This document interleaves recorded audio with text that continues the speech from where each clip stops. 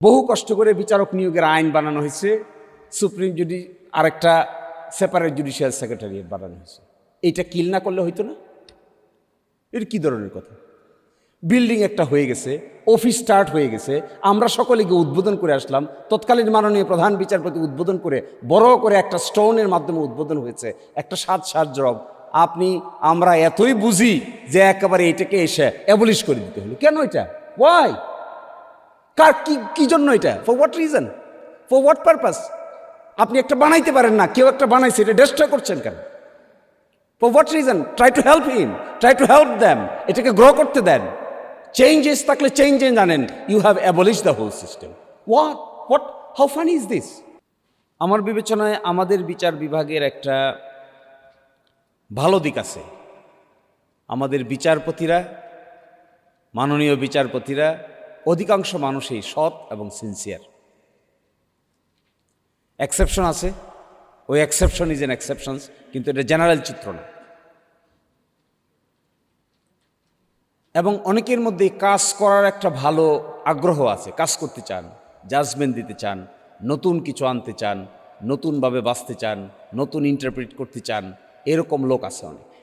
উচ্চ আদালতেও আছে, নিম্ন আদালতেও আছে। এবং লং লাইন অফ লিগেসি আছে আমাদের বিচার বিভাগের। ঢাকা হাইকোর্ট আজকের হাইকোর্ট না। ঢাকা হাইকোর্ট বহু পুরনো high court. Kolkata high court, Nagpur high court, Patna high court, যারা 8th অ্যামেন্ডমেন্ট মামলার ভিতরে লেটার্স প্যাটেন্টের স্টোরি পড়বেন 8th অ্যামেন্ডমেন্টের জাজমেন্টের ভিতরে, দে উইল আন্ডারস্ট্যান্ড যে ঢাকা হাইকোর্ট কত লম্বা লিগেসি বহন করে। এবং ইন জেনারেল হার্ড ওয়ার্কিং, কিন্তু অন দ্য আদার হ্যান্ড কতগুলো উইকনেস আমাদেরকে তাড়া করে বেড়ায়। তার মধ্যে একটা হলো বিচারকের সংখ্যা খুব কম। সরকারি হিসাব মতে 17,81,00,000 মানুষ।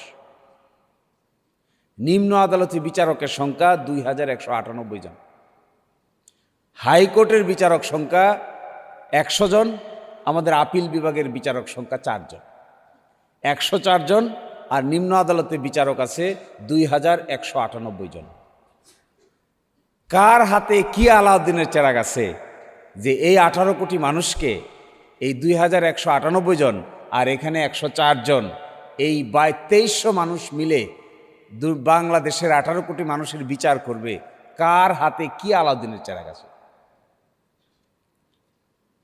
এই জিনিস লুকায় রাখলে তো লাভ হবে না। আপনি দেখেন না আমাদের আপিল বিভাগে মাননীয় প্রধান বিচারপতি সহ 4 জন জজ। কি করবেন? আমাকে বসাই দিলে আমি কি করতাম? আপনাকে যদি এখান থেকে তুলে নিয়ে বাংলাদেশের প্রধান বিচারপতি বানিয়ে দেওয়া, আপনি কি করবেন? কি চেরাগ আছে আপনার কাছে? সময় তো 4 ঘন্টায়, মামলা তো সেই 32,000। কয়টা নিষ্পত্তি করবেন? শুক্র শনিবারও যদি বসেন তাও পারবেন না। দিনে যদি সকাল 9টা থেকে রাত 12টা পর্যন্ত সপ্তাহে 7 দিন কাজ করেন, এরকম বীর পুরুষ বাংলাদেশে নাই যে মামলার জট শেষ করতে পারে। এইবারই প্রথম বিজেএস বাংলাদেশ জুডিশিয়াল সার্ভিসে 250 জন নিবে এই মর্মে একটা বিজ্ঞপ্তি দিয়েছে। প্রতি বছর নিয়েছে 100 জন, এইবার নিয়েছে 250 জন, এইবার নিবে 250 জন।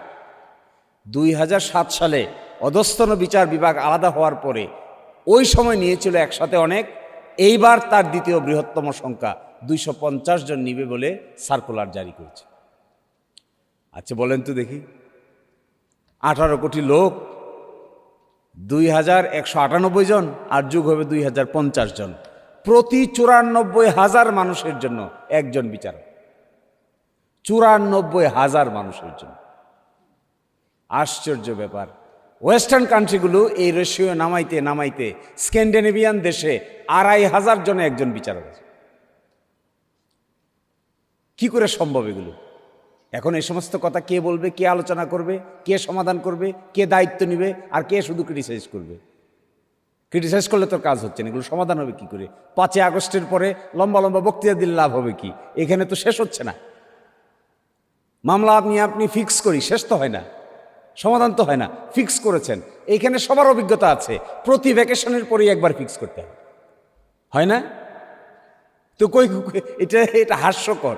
আমার তো ধারণা এমন দিন আসবে এভাবে চলতে হলে কিছুদিন পরে মক্কেলরা উকিলদেরকে মারবে।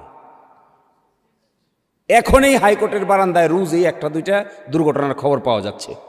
গত পরশুদিন আমি দেখেছি, বৃহস্পতিবার আমি দেখেছি নিচতলায়, ওল্ড ভবনের নিচতলার কোনায় উকিল আর মক্কেল মারামারি হইতেছে। ও বলতেছে টাকা নিছেন কেন, ও বলতেছে কইছেন আপনি করতে পারেন নাই কেন, আপনাকে আর বিশ্বাস করা যাবে না। এই নিয়ে কলার ধরছে একজন আরেকজনের, বারের প্রেসিডেন্টকে সমাধান করে দিয়ে আসছে। কে দায়ী এগুলোর জন্য? Why don't you speak up? কেন মুখ লুকায় বসে রয়েছেন? কেন আমরা একজন আরেকজনের দিকে সামান্য টাকা আয় করার জন্য হাঁকাহাঁকি করতেছি, কেউই মুখ খুলে বলি না? কি জন্য এটা, কি জন্য হচ্ছে এটা? কিসের আগাম জামিন? 3 মাস পরে একটা আগাম জামিন শুনানির জন্য হাইকোর্টে আসে। 3 মাস পরে আগাম জামিনের আর কোনো দরকার আছে?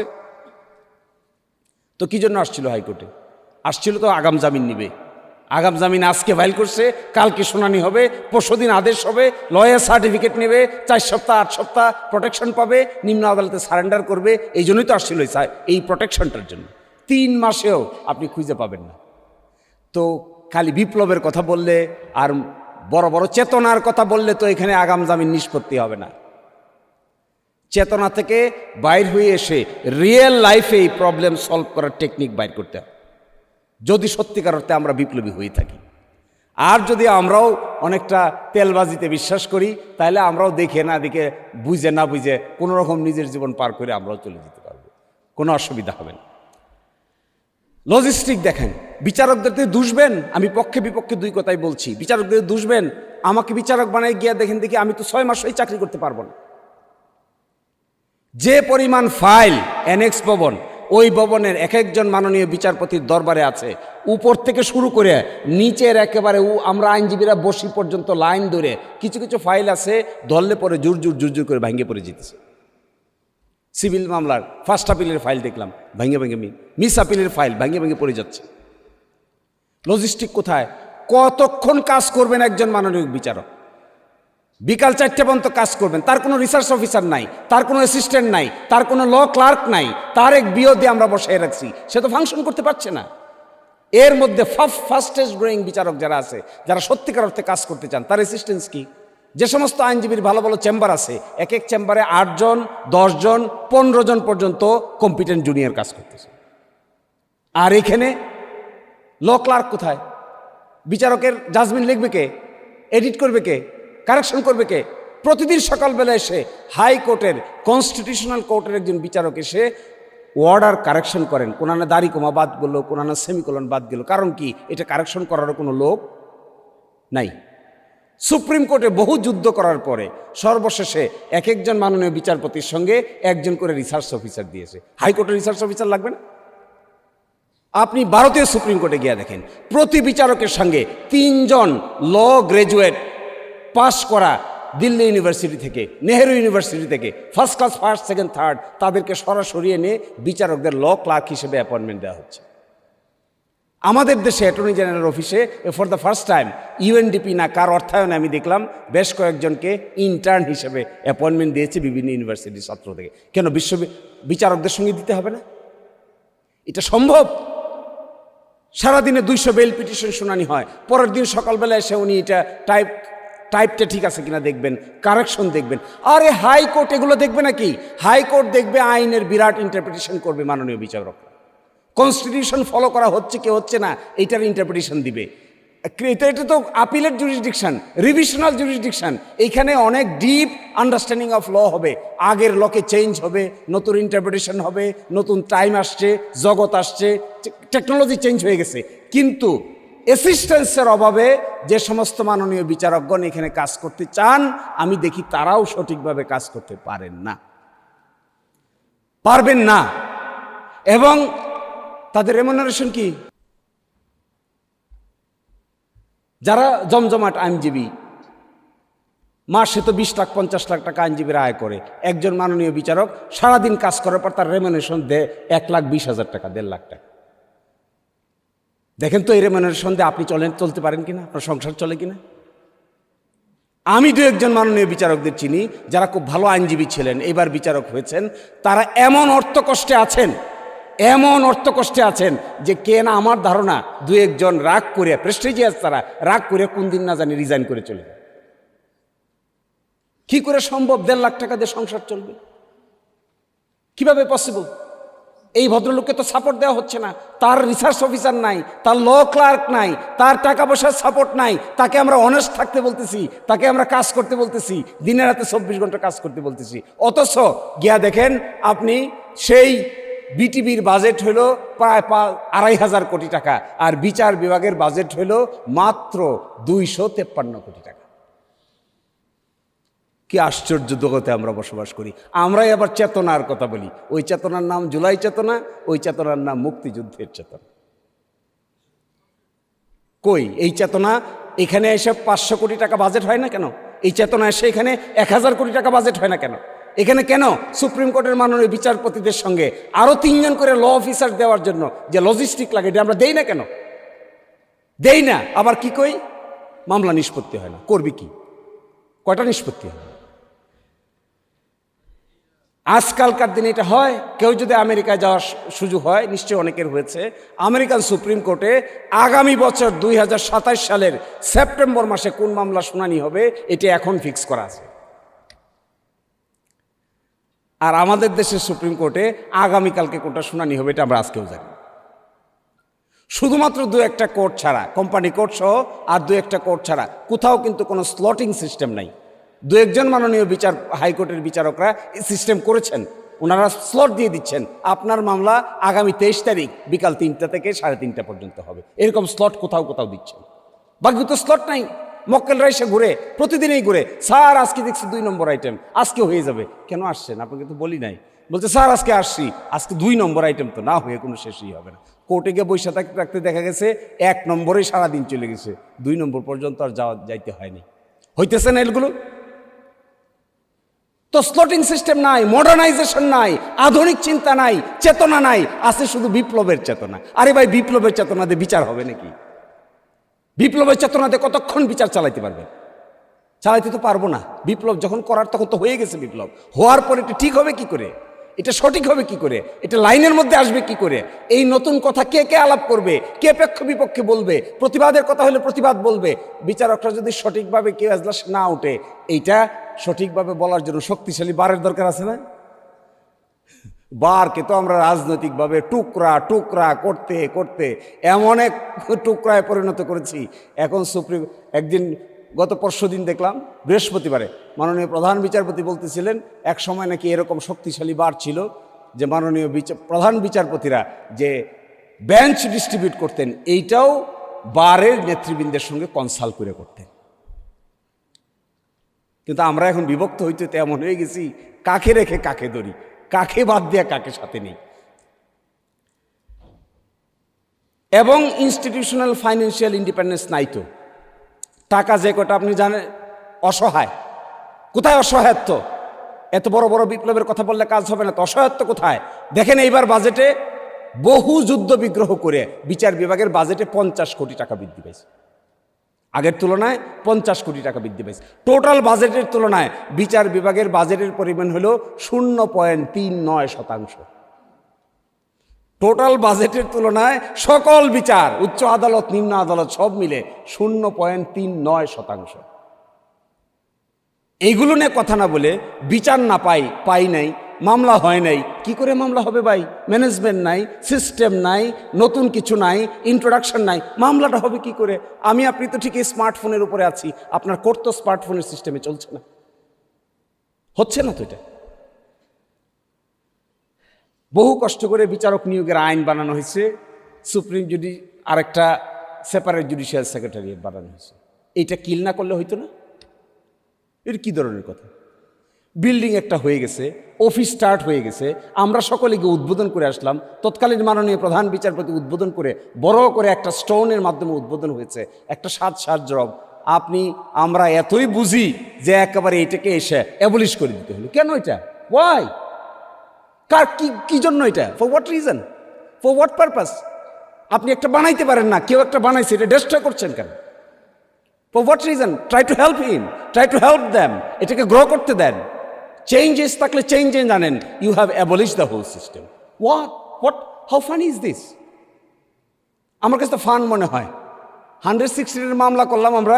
এই যে সনদের কথা আছে, এই যে সনদের মধ্যে দেখেন, এই সনদের মধ্যে সকলে মিলে এক চ্যাপ্টার দিছে, নাম বিচার বিভাগ। এর প্রতিটা হেডলাইনে আছে আপিল বিভাগ থেকে প্রধান বিচারপতি হবেন যিনি জ্যেষ্ঠতম বিচারপতি হবেন, তিনিই প্রধান বিচারপতি হবেন। এই নিয়ে এই দেশে তুগলকি কাণ্ড হয়েছে, কাকে প্রধান বিচারপতি বানানো হবে, কাকে বানানো হবে না, মূলা ঝোলানো হয়েছে। কেয়ারটেকার গভর্নমেন্টের মামলায় আমি আগেই বলছি যে খোলামেলা আলোচনা হবে, আমি আগেই বলছি, এগুলো নিয়ে কেউ মাইন্ড করবেন না। কেয়ারটেকার গভর্নমেন্টের মামলায় 7 জন বিচারপতি ছিলেন, 4 জন পক্ষে ছিলেন, 3 জন বিপক্ষে ছিলেন।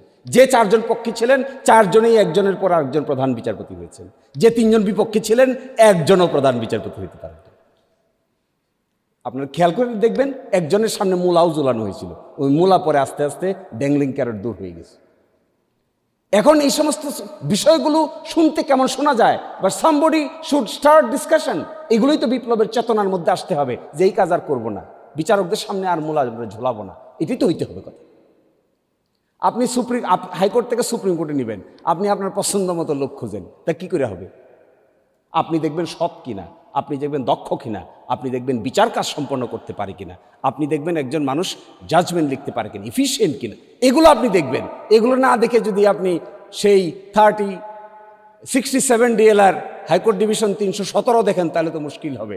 67 ডিএলআর এর ব্যাপারে কেন বলি, 69 ডিএলআর হাইকোর্ট ডিভিশন 317 রাগিব রব ভার্সেস বাংলাদেশ। হাইকোর্টের বিচারক নিয়োগের একটা, আমার সময় মনে হয় শেষ, আমি শেষ করে দিচ্ছি। তো ওই বিচারক নিয়োগের একটা গাইডলাইন দিয়েছিল তৎকালীন মাননীয় বিচারপতি। তার মধ্যে প্রথম গাইডলাইনটা কী ছিল জানেন? প্রথম গাইডলাইনটা ছিল এমন লোক নির্ধারণ করতে হবে যারা নাকি স্বাধীনতার চেতনার বিরুদ্ধে হইতে পারবে না। আচ্ছা বলেন তো দেখি, কি ফান! একটা highest court of a nation after 56 years of independence, you are telling someone, একটা ইয়াং বয় 40 বছর বয়সে বিচারক হয়ে যায়, 42 বছর বয়সে বিচারক হয়ে যায়, আপনি তার মধ্যে খুঁজতেছেন স্বাধীনতার চেতনার পক্ষে নাকি স্বাধীনতার চেতনার বিপক্ষে? আরে আপনি ভালো মানুষ পাবেন কোথায়? কোথায় পাবেন আপনি ভালো মানুষ? আপনি তো দেখবেন ইফিসিয়েন্সি, আপনি দেখবেন তার এক্সপার্টিজ, আপনি দেখবেন তার অনেস্টি, আপনি দেখবেন তার ইন্টিগ্রিটি, আপনি দেখবেন কনস্টিটিউশনে তার যে কোয়ালিফিকেশন আছে এগুলো ঠিক আছে কিনা। আরে কার ভিতরে কতটুকু চেতনা আছে? বাংলাদেশে কি কোনো চেতনা মিটার আছে নাকি বাইর করা, যে কার ভিতরে কতটুকু চেতনা আছে? চেতনা কি করে আমি বাইর করব? চেতনা তো আমি বাইর করতে পারবো না। আমি তো দেখবো তার আউটওয়ার্ড অ্যাপিয়ারেন্স, আমি দেখবো তার কোয়ালিফিকেশন, আমি দেখবো তার এফিসিয়েন্সি, ইন্টিগ্রিটি, এগুলো আমি দেখব। কিন্তু আমি দেখবো চেতনা, তাহলে তো একটা মিটার বাইর করতে হবে যার নাম হবে চেতনা মিটার।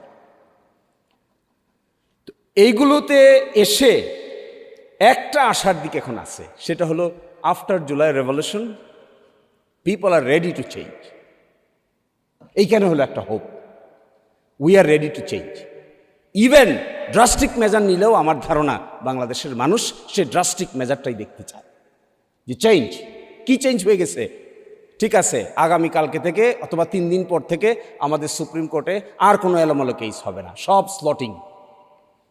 ক্রিমিনাল আপিল, অত নম্বর ক্রিমিনাল আপিল সেপ্টেম্বর মাসের 3 তারিখে শুনানি হবে, যাদের যাদের আছে রেডি হয়ে আসে। ডেথ রেফারেন্স নম্বর 26/2019, এটা শুনানি হবে আগামী রবিবারের এত তারিখ, অত নম্বর কোর্টে আপনি আসেন শুনানি করে, আপনার বক্তব্য দিয়ে আপনি চলে যান, রিটেন বক্তব্য দেন, রিটেন আপনার কথা বলে যান। দূর থেকে এসে শুধু আইনজীবীদের উপরে হাস করেন, আইনজীবীদেরকে বলেন যে রিটেন সাবমিশন ছাড়া আপনার কথা গ্রহণযোগ্য হবে না, you must submit written submission as well. এইভাবে এক্সটেম্পর বক্তৃতা দিয়ে গেলে বিচার কার্য সম্পন্ন করা যাচ্ছে না, তো পসিবল না। জাজমেন্ট রিচ হয় না, জাজমেন্টে রেফারেন্স নাই। জাজমেন্টে কেন রেফারেন্স থাকে না? কারণ আমরা আইনজীবীরা এইভাবে সাহায্য করতে পারি না। আমরা এক্সটেম্পর বক্তৃতা দিয়ে চলে যাচ্ছি, এক্সটেনশন বক্তব্যে দিয়ে যখন চলে যাচ্ছি তখন এটা সমাধান হচ্ছে না। তো যখন আইনজীবীর সাবমিশন লিখতে যান জাজমেন্টে, তখন তো মেরিট পাওয়া যায় না, কারণ আইনজীবীর সাবমিশনের ভিতরে ওই জাজমেন্টগুলো রেফার করে করে paragraph 1, paragraph 2, paragraph 3, paragraph 6, 7 quote করতে পারেন না জাজমেন্টে, কারণ কেউ এভাবে সাবমিট করে নাই। বিচারক সাহেব কি করবেন? তিনিই বা কতটুকু আবিষ্কার করবেন? নিজ থেকে কতটুকু আবিষ্কার করা সম্ভব? It's very difficult job. এবং 2-4টে রিকমেন্ডেশনের কথা আমি বলে যাই, কেন হলো না বিচার বিভাগের স্বাধীনতা, উপর দিয়ে হেঁটেও কেন আমরা নেমে গেলাম, এর পিছনে কাজ হলো আমরা ব্যুরোক্রেসির কাছে হেরে গেছি। আমি তো 116 মামলার সঙ্গে ক্লোজলি রিলেটেড ছিলাম, আমি দেখেছি কোন জায়গায় গিয়ে এটা আটকাই গেছে। যে জায়গায় গিয়ে আটকে গেছে সে নাম এখানে বলা যাচ্ছে না, কিন্তু এক জায়গায় গিয়ে এমন এক জায়গায় আটকাইছে যে জায়গাটাতে বিচারকদের উপরে ব্যুরোক্রেসি প্রাধান্য পেয়েছে, সেই জন্য আটকে গেছে, আর কিছুতে না। কিন্তু 116 এই সেপারেট জুডিশিয়াল সেক্রেটারিয়েটটা এক জায়গায় গিয়ে গলা টিপে ধরেছে সবাই, এবং তারা ব্যুরোক্রেটস। তারা চায় না এখানকার ইন্ডিপেন্ডেন্স, তারা চায় না এখানকার স্ট্যাটাস, তারা চায় না এখানকার প্রপার ফাংশনিং। তো আমার 1 নম্বর রিকমেন্ডেশন থাকবে, প্লিজ ইন্ট্রোডিউস এ স্পেশাল জাজ অ্যাপয়েন্টমেন্ট দিতে পারেন আপিলের ডিভিশনে এবং হাইকোর্ট ডিভিশনে। বিডিআর মামলা 158 জনের ফাঁসি, আপিল বিভাগে আপিল পেন্ডিং।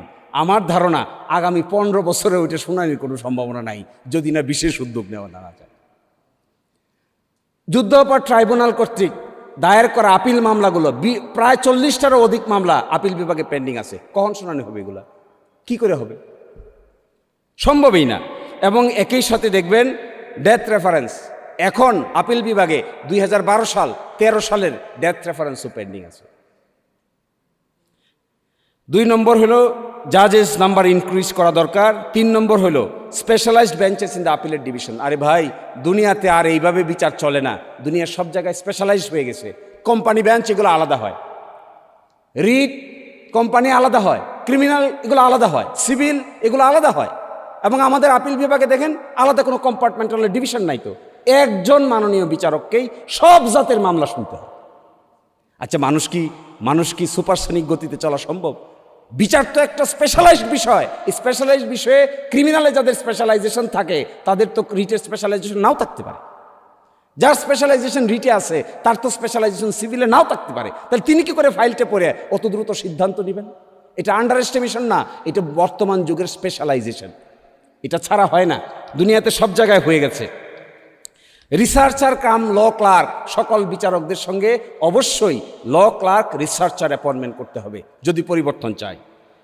তারপরে introduce case management system, smart case management system.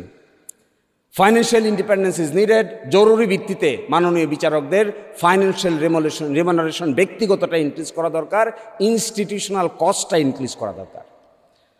R formulate the conduct of the জাজেস। আপনারা জানেন আমাদের উচ্চ আদালতের মাননীয় বিচারকদের এখনও কিন্তু কন্ডাক্ট অফ দ্য জাজেসের কোনো ফর্মুলেশন আইন নাই।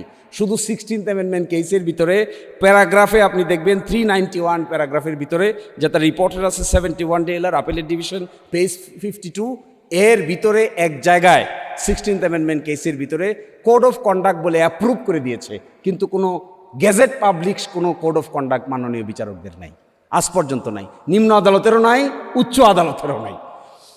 আর establish independent attorney service. Attorney service independent না হইলে সঠিক বিচার ডেলিভারি করা ভেরি কঠিন।